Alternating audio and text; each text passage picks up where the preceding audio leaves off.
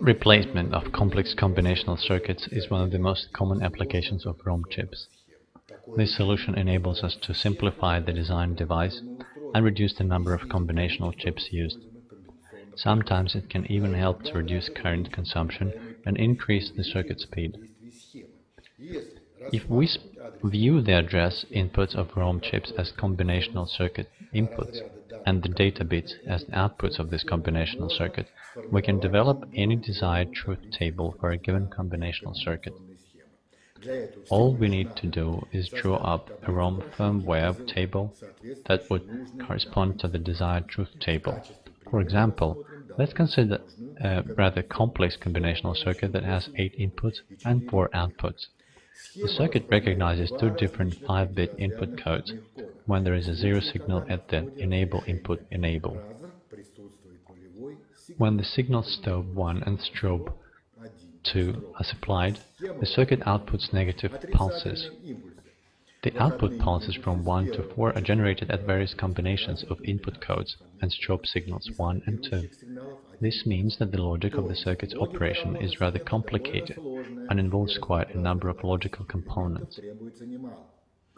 But this whole circuit can be replaced with just one ROM chip, for example with the RT4, which has 8 address inputs and 4 data outputs. The 5 digits of the input code are supplied to the ROM address least significant bits, A0 and A4. The input signal enable to the address input A5, the strobe 1 signal to the A6 input, the strobe 2 signal to the A7 input.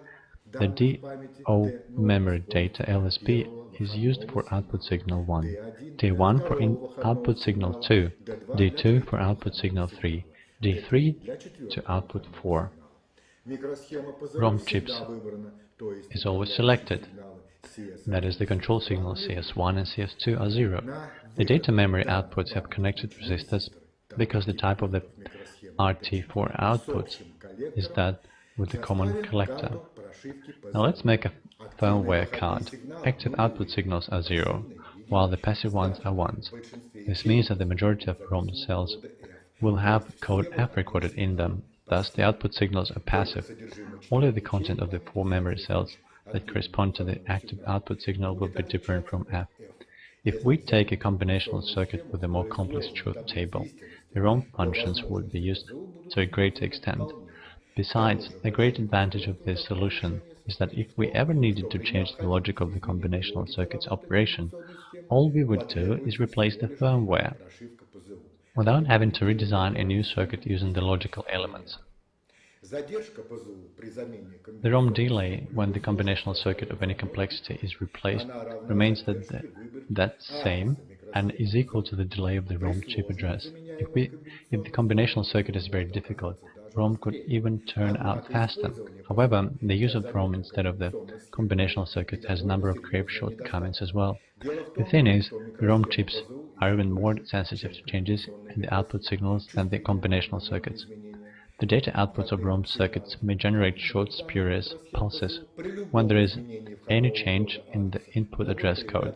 That's why it is best to use the ROM as replacement for the combinational circuits that operate in a static mode, and when short pulses make no impact whatsoever. We can also use the ROM output signal synchronization methods, using the control signals of the chip selection CS or using the output triggers and registers.